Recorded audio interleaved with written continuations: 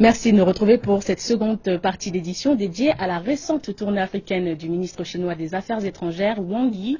Il a achevé vendredi dernier sa tournée en Afrique, une tournée qui l'a conduit au Kenya, au Soudan, au Cameroun, en Guinée équatoriale et en République démocratique du Congo. Cette visite en ce début d'année 2015 avait pour but de renforcer la coopération sino-africaine dans les domaines politiques, économiques et sécuritaires.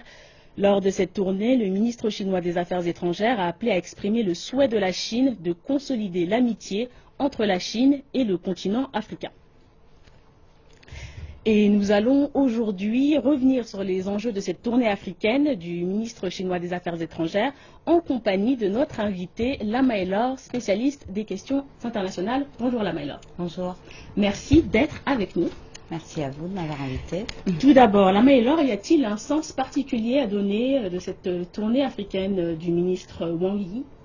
Alors écoutez, ici en Chine, on parle d'une tradition qui remonterait à 25 années, qui consiste à visiter les pays africains à chaque fois en début d'année. Alors en ce début d'année 2015, c'est le ministre chinois des Affaires étrangères Wang Yi qui a décidé de se rendre dans 5 pays, une grosse tournée donc en Afrique. D'abord au Kenya, ensuite au Soudan, puis au Cameroun, en Guinée équatoriale et enfin en République démocratique du Congo. Alors, l'objectif affiché de cette tournée serait de superviser les accords qui ont été conclus lors des visites précédentes. D'abord, lors de la visite de Xi Jinping, ça c'était en mars 2013.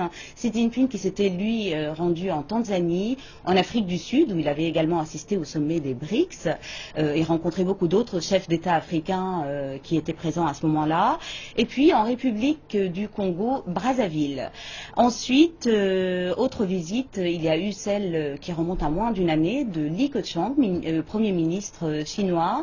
Lui s'était rendu en mai 2014 en Éthiopie, au Nigeria, en Angola et enfin au Kenya. Donc il s'était déjà rendu au Kenya en moins d'un an, donc pays extrêmement important pour la Chine.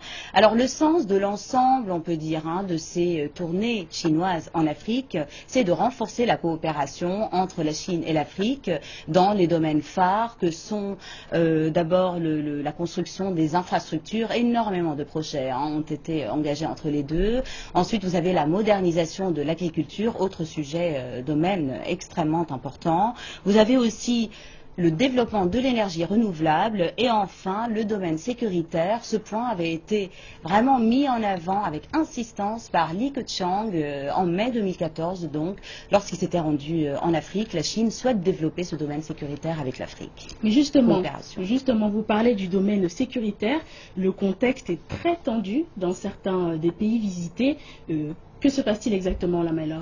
Oui, en effet. Alors d'abord, on peut évoquer le Cameroun, où flotte l'ombre de Boko Haram. On a assisté tout récemment, il y a quelques jours, à un enlèvement de masse encore dans ce pays. Dans le nord, en fait, l'extrême nord du pays. Alors cet enlèvement coïncide avec le déploiement de troupes tchadiennes au Cameroun, dans le pays même, pour lutter toujours contre ce groupuscule Boko Haram. Le Tchad, je rappelle, qui a appelé à la formation d'une coalition africaine pour venir à bout de ce groupe Boko Haram. Le Nigeria, donc pays concerné en premier chef par ce groupuscule, eh bien il a émis des conditions au déploiement de troupes tchadiennes, notamment sur son sol. Il ne faut pas oublier que tout cela se passe dans un contexte où Goodluck Jonathan, l'actuel président du Nigeria, est en campagne présidentielle. Ensuite, les tensions concernent aussi, bien entendu, la République démocratique du Congo. Là aussi, la situation est extrêmement tendue, on peut dire, au moins pour 2 raisons. La première raison, c'est le désarmement des forces démocratiques de libération du Rwanda. Rappelez-vous, ce sont les forces qui étaient liées aux milices Hutus qui étaient impliquées dans le génocide rwandais de 1994. Alors, ces milices auraient dû désarmer à la date du 2 janvier dernier. Elles ne l'ont pas fait. La mission de l'ONU, la MONUSCO sur place en RDC, avait menacé avec d'autres pays africains d'intervenir militairement pour venir à bout de ces milices.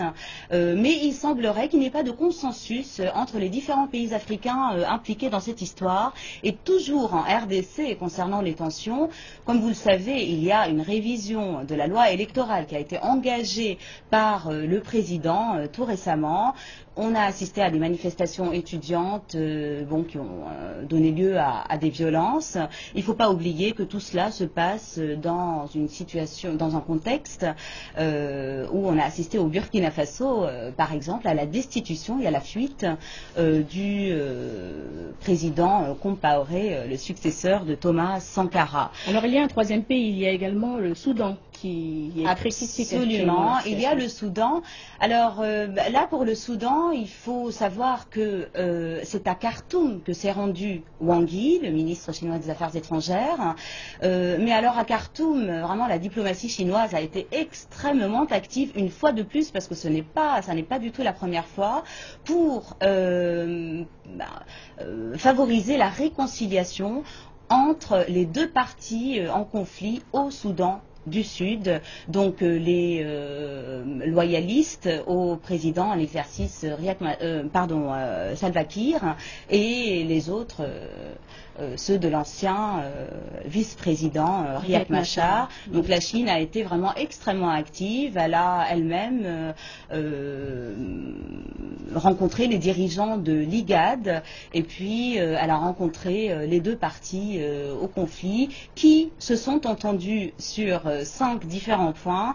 On espère que cela va aboutir, parce que nous savons que d'autres accords avaient été conclus précédemment qui n'ont malheureusement toujours pas abouti à vraiment des résultats concrets. Donc la Chine très active pour régler ce conflit. Et pour le Kenya et la Guinée équatoriale, peut-on parler de situation un peu plus calme ? Alors oui, on peut parler de situation un peu plus calme. D'abord, le Kenya, il serait intéressant ici de signaler que lorsque Li Keqiang, le Premier ministre chinois, s'était rendu au Kenya en mai 2014, donc, eh bien, il y avait encore les poursuites contre Uhuru Kenyatta, le président kényan, par la Cour pénale internationale. Aujourd'hui, ça n'est plus le cas. Uhuru Kenyatta a été innocenté. Donc ça donne évidemment une autre lumière, disons, à la visite de Wang Yi dans ce pays, encore une fois, extrêmement important pour la Chine, qui a développé avec le Kenya, qui a lancé en fait énormément de chantiers, notamment dans les projets d'infrastructure. Pour la Guinée équatoriale, là encore, si vous vous souvenez, le président équato-guinéen avait fait des déclarations qui avaient fait mouche à l'époque contre la Cour pénale internationale, en accusant les Occidentaux de se servir de cette Cour comme instrument contre les pays africains qui étaient, selon lui, les seuls à être poursuivis par cette Cour. Mais il avait été rejoint aussi dans ses déclarations par d'autres dirigeants africains, et non des moindres. Et puis, la Guinée équatoriale, enfin, on peut dire qu'aujourd'hui, c'est comme ça qu'elle est présentée par beaucoup d'analystes africains. Elle essaie de reprendre le flambeau du panafricanisme qui avait été porté par le colonel Kadhafi en Libye. Justement, cette citation, la Chine ne suivra pas le chemin des puissances coloniales occidentales en Afrique. C'est ce qu'a annoncé le ministre chinois des Affaires étrangères Wang Yi lors de sa visite au Kenya. Il répond aux critiques selon lesquelles la Chine n'agirait que pour satisfaire ses propres intérêts sur le continent africain. Là, Maëlor, il existe une perception donc très négative de ce rapprochement entre la Chine et l'Afrique. Certains n'y voient qu'une exploitation de l'Afrique par la Chine. Que faut-il en penser? Alors écoutez, ceux qui profèrent ces accusations, qui ne sont pas nouvelles, n'ont-ils jamais eu d'intérêt économique à défendre? Et surtout, quelles sont les réponses que eux-mêmes, ces accusateurs, ont apportées pour répondre à leurs propres intérêts économiques. Je crois qu'il faut commencer par cela. On peut se demander aussi si leurs méthodes, en tout cas s'ils pensent que leurs méthodes sont plus valables que les méthodes employées aujourd'hui par la Chine. Est-ce que ces méthodes sont plus respectueuses des peuples, respectueuses de leurs ressources, respectueuses de la souveraineté de ces États-là, africains, et quelle est aujourd'hui surtout la situation des pays africains qui ont été exploités par ces anciennes puissances coloniales. Alors, soyons sérieux, je pense, il faut poser les bonnes questions. Quels sont aujourd'hui les véritables besoins de l'Afrique? L'Afrique a besoin d'infrastructures, elle en est totalement dépourvue. L'Afrique a besoin donc de financement pour les développer. Elle a une population à très grande majorité rurale, des terres extrêmement vastes, mais qui ne sont pas exploitées en raison en fait d'une agriculture qui n'est pas exploitable pour l'instant, qui a besoin d'être modernisée, et puis l'absence de souveraineté. Alors la Chine, on peut vraiment dire qu'elle applique avec l'Afrique le principe du gagnant-gagnant qui lui est si cher. Elle octroie des crédits, elle essaye de participer à pour répondre en fait aux besoins de ces pays africains. Et il ne faut pas oublier que la Chine, vraiment une chose lui tient à cœur, elle ne conçoit pas son propre développement du fait de tous les liens historiques qui la lient à l'Afrique. Elle ne conçoit pas son développement et son indépendance sans le développement et l'indépendance des pays africains. Je crois que c'est une chose très très importante qu'il faut garder en mémoire. La Chine considère qu'elle ne peut pas se développer durablement si l'Afrique est laissée pour compte. En un mot, Lama Elor, quel est l'avantage selon vous de la Chine à voir une Afrique indépendante? Très rapidement. Justement, l'avantage, là, ici, peut-être, on peut parler d'égoïsme, entre guillemets, c'est que, encore une fois, la Chine elle considère que son propre développement passe par le développement de l'Afrique.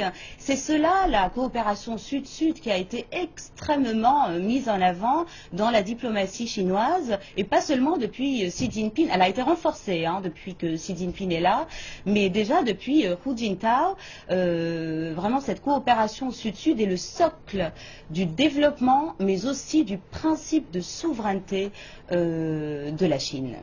Merci beaucoup, Lama Elor, d'avoir répondu à nos questions. Merci. Et merci à vous de nous avoir suivis. Excellente suite de programmes sur CCTV Français.